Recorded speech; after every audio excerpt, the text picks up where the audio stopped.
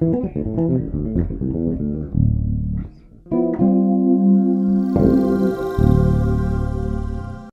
this is Joe Hubbard from JoeHubbardBassVideos.com, coming at you today with another lesson.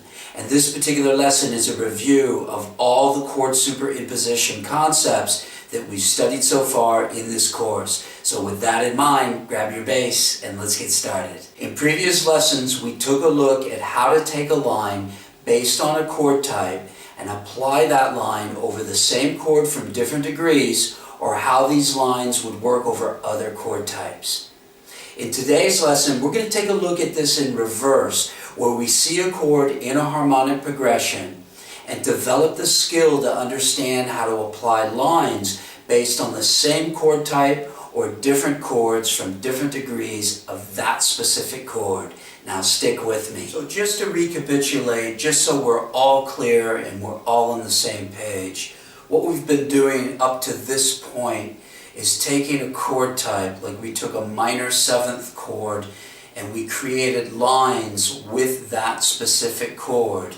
And then we would superimpose the minor seventh ideas either over the minor seventh chord or over other chord types. What we're actually doing today is we're going to start with the minor seventh chord, and we're going to see from the root and all the way up the degrees of the actual chord all the different possibilities that we can superimpose over a minor seventh chord. So that way, when we see the minor seventh chord in a tune, we know what all our possibilities are going to be from that specific chord type. And this is a derivative concept. So when we have, take a look at tunes, we could say, well, you know, I could apply a derivative concept using superimposition, which means that I could pick and choose and use these different arpeggio outlines over the original chord. And this is kind of an important terminology to understand, because we're going to also include another concept within this, which is called parallel. And parallel means that all of the chords have the same root note. So in other words, if I take an original chord, it means that I want to get as close to possible within my improvisation to have all of the superimpositions to be off of the same root note when it starts changing different chords. So I'll explain that a little bit further. The next lesson that we do as well, which will be the last lesson in this course, I will go through an example of how this works over a harmonic progression, and we'll do both a derivative example and a parallel example so you can check this out. So if we start with the minor seventh chord and we have C minor 7, we can obviously play a minor seventh chord on the root. We know that. That's where we start. We can also play a minor seventh chord from the second. Now from the flat 3, I can play the major seventh. From the 4, I can play the dominant seventh. From the 5, I can play another minor seventh. And then from the flat 7, I can use the major seventh there. So that kind of happens in a nice way. Some people sometimes say, why can't you play the A minor 7 flat 5? Because if I actually harmonize the Dorian mode here, I get all of these chords. Like my first chord would be C minor 7, D minor 7, E flat major, F7, G minor 7, and then that B flat major all comes from the Dorian mode. And of course there's a reason for that, because the notes in the Dorian mode equate to all the chord tones and the available tensions that we have over a minor seventh chord. Some people still say, well, why wouldn't you use that A minor 7 flat 5? It's more of a taste thing. The reason being is that the A minor 7 flat 5 is really an inversion for a C minor 6 chord. And then again, that C minor 6 is really, the characteristic sound of that is more in exchange with a minor major seventh chord, like a 1 chord in a minor key. So it's really kind of a taste thing. The notes would work because you've got 13 in there, but it's more, like I say, of a taste thing.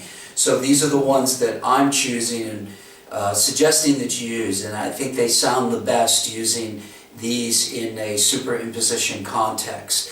So what you really want to get used to is when you see that C minor seventh chord, is that you have all these choices now to play. So I could see this and immediately play some type of major seventh idea over the flat 3. I could immediately play over this, that F7 line over this. I could immediately play over the flat 7 major 7. And then more importantly, and especially if this is a static chord that goes on for a bit, is that you can actually mix and match and connect these ideas together. That's very useful, and of course using all of your devices, including the chromatic approach notes, using the scale passing tones. This is what you really want to get together, and of course the diatonic approach notes. So suddenly you just have such an increase of ideas all over your instrument to play on a minor seventh chord, and you can really just mix and match with these things, and it's real fun to do this over an extended minor seventh chord vamp. You can also then start to see how when the harmonic rhythm of the minor seventh chord is shorter, that you can not even think of the minor seventh over the root. You could think of it from the 5 chord. You could think of it from the 2nd degree. You could think of those major seventh chords. You could think of that dominant seventh chord from the 4th. So this is what I really want you to take in and understand this now. So we've got the actual chord as our heading, and then the drop-down list is all the available chords that can be superimposed from all the degrees of that specific chord. Okay, go practice, get this together, come back, and we'll take a look at the next chord type. The next chord type that we're going to take a look at is the dominant seventh chord. Now, the great thing about the dominant seventh chord is that you'll never really become bored, because you could spend till next Christmas figuring out all of the different available superimposition possibilities and really practicing that thoroughly in all keys. So don't be overwhelmed. Just start getting into it gradually and start doing something with this every day. If you do that, you'll start to understand more and more possibilities that you can get together from the dominant seventh chord. So from the root of that dominant seventh chord, I can play the dominant seventh, but I can also superimpose the minor 7, and I can also superimpose the diminished 7th over that. And those are all valid and valuable chord types to play over this dominant, and even just off the root, I could mix and match off those 3 and get some really cool ideas. Off of the flat 2, okay, we have the diminished 7th. So on the flat 2, I have diminished 7th, and I also have minor major. That's a very cool choice off of that flat 2. Remember, that gives us that altered sound and really brings out that that cool idea that we're getting that flat 13 in there.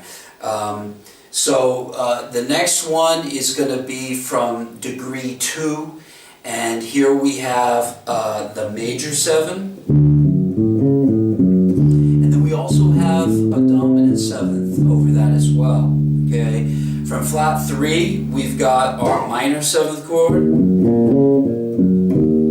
We've got the dominant 7th chord that we can play. We've got the major 7th chord that we can play. We have minor 7 flat 5 that we can use, and we also have the diminished. So remember what I said, we could be here for a long time sorting these things out, and the idea is just to create a bunch of exercises where you're segueing from one chord to the next, and you're really understanding how these things fit together. Even if you went through just a few possibilities, you're increasing your vocabulary tenfold.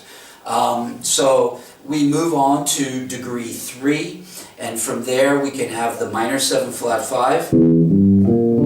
Okay, that's a popular one because we can use, that is the diatonic substitute for the dominant 7th chord. And then we can also do a diminished 7th there as well. From sharp 4, I've got my minor 7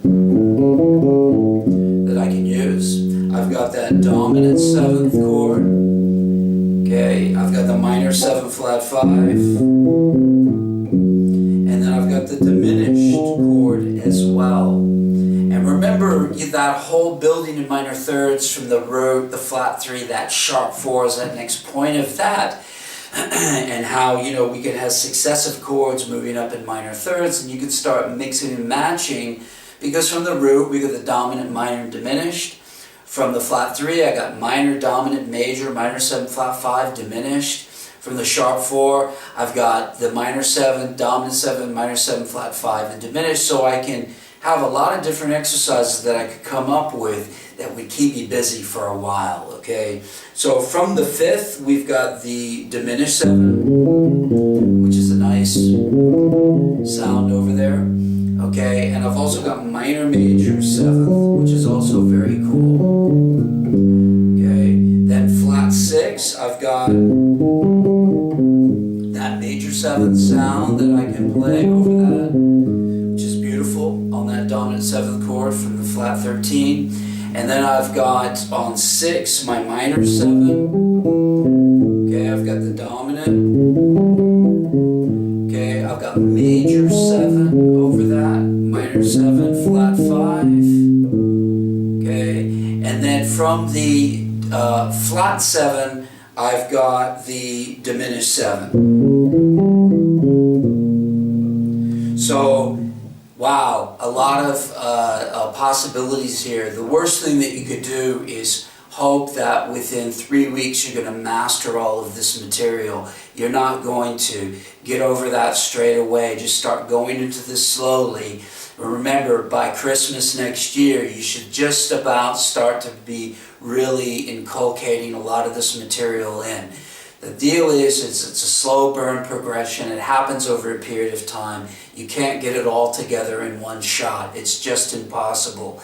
But the deal is that as you move on, you can really start to apply this stuff, and glimpses of progress really start to show through the cracks. So get on with this, practice this in every key, really start to try to apply this over the music you like. Remember, the vehicle of application is the music that you want to apply this over.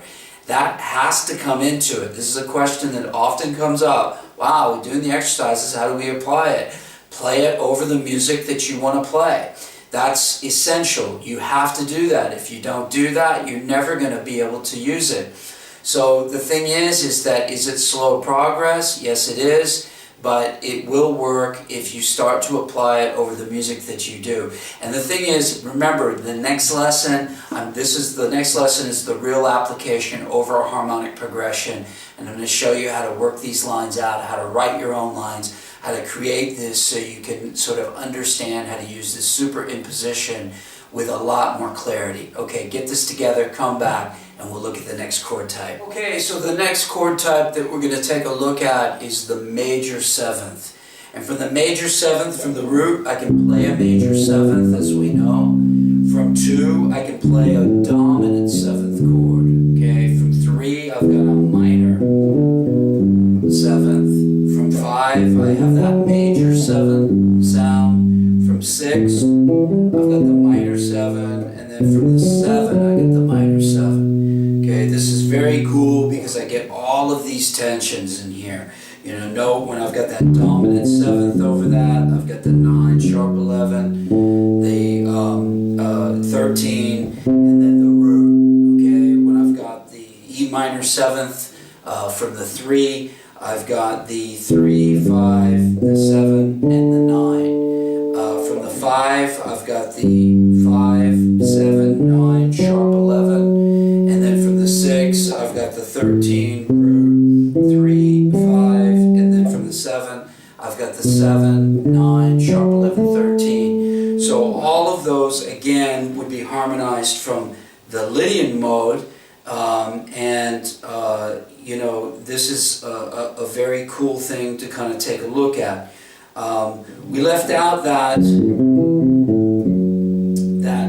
F sharp there because, again, that minor 7 flat 5 there is an inversion of an A minor 6, so it really doesn't give it that real major 7th sound there. So the thing is, again, it's down to a taste thing. I think that these combinations are really cool to use over the major 7. So you've got all of these things to take a look at. Go through them in every key, get this down, really try to start taking extended chord vamps to where you can just hear the original chord and then play the superimposition on top of that for an extended period of time. You're just thinking about the dominant 7th starting on the 2nd degree of the major 7th rather than you're thinking of the major 7th from the root. Then take the minor 7th from the 7th degree and work that and work out all your ideas, and so you can hear how that goes. So this is really cool. Get this together, come back, and we'll move on to the next chord. The next chord type that we're going to take a look at is the minor 7 flat 5. Now over the root of the minor 7 flat 5, we can play a minor 7 flat 5, as we know. Superimposing from the 2nd degree, I can play another minor 7 flat 5. Notice that brings out 9, 11, flat 13 to the root. And then from the flat 3, I've got the minor major 7. So that's kind of used quite a lot over that minor 7 flat 5. Now there's not that many choices on the minor 7 flat 5 chord, so you can really sort of consolidate these choices to really 2 superimpositions over the chord, over the original chord. Get this together. This is a little bit easier. There's not as many choices. Remember that dominant chord is really going to be the key one with all the different choices, so you can spend a little bit more time on the dominant, a little bit less time on the minor 7 flat 5 getting that together. Get this one down, come back, and we'll take a look at the next chord type. At this juncture of the course, what we really need to understand is that there's no superimpositions that we're using on top of the diminished 7th chord. The diminished 7th chord from the beginning of this course has really functioned as a superimposition chord. So we can really consolidate all of our both major sounding dominant sounds and minor sounding dominant sounds with all the altered tensions that really incorporate all the use of the diminished 7th in with the dominant 7th chord category. So remember to go back and review that, and then again this takes a little bit of weight off of you because you have one less chord to deal with. We're really only categorizing over 5 different chord types to get all of our ideas that superimpose over the 2-5-1 in major and the 2-5-1 in minor. Okay, go practice. The next chord type that we're going to take a look at is the minor major 7th chord. From the root of the minor major 7th chord, we can play a minor major 7th chord. I can also superimpose a diminished 7th chord over that as well. From the flat 3, I can play a diminished 7th chord. From the sharp 4, I can play a diminished 7th chord. And then from the 6, I can play another diminished 7th chord, but I can also play a minor 7 flat 5 over that as well. So again, there's not that many possibilities over the minor major. Remember that diminished concept from the root, flat 3, sharp 4 to the 6 really brings out that sort of Middle Eastern sound when you're playing over a minor major 7th chord. It's great over tunes like Caravan, Invitation is another one, Song for My Father. These are very cool to bring that out on. So get into this and really start to experiment with the different things. Now here's the other thing with any technique. A lot of people say to me, hey, where can I transcribe a solo that just contains superimposition? Well, it's kind of hard to hear that because these things are not meant as a means to an end, but they're meant to add a particular sound quality to your palette of colors when you play. So basically, you're basically going to hear these ideas interspersed, because if you start playing the same things all the time, then your playing is going to sound the same. So we don't want to sort of encourage any kind of monotonous sound after a while. You want to have different things to pick and choose from. So the concept of superimposition means that you don't have to use it all the time. I mean, don't forget, you could just play off of the original chord. The great thing about superimposition for bass players is it forces you out of a root-only approach. This is very, very important to understand.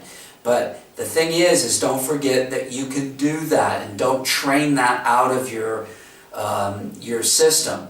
What you want to do is you want to complement your system by adding the superimposition in and experimenting with it. So when we practice this, yeah, we kind of got to oversaturate ourselves with it to understand how to use it, understand how to get in and out of these things with these techniques. But what we don't want to do is just start using this all the time. That's where your continual growth, that concept of Kaizen, the Japanese principle of continual growth, comes in, because you always want to be learning something new so you can add that little soundscape to your palette of colors. Okay, go practice, get this together, come back, and we'll do an after-action review. That just about wraps up today's lesson, but before we go, let's take a look at what we've learned. At the end of this lesson, you've learned how to look at all of the superimposition possibilities over a single chord type from every degree of that chord.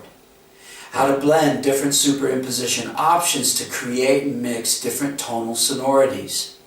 How to apply these concepts over tunes using both the parallel and derivative concepts. As always, practice smart, work hard, and play creatively. I'll be checking in with you next week for Lesson 8. So until then, take care.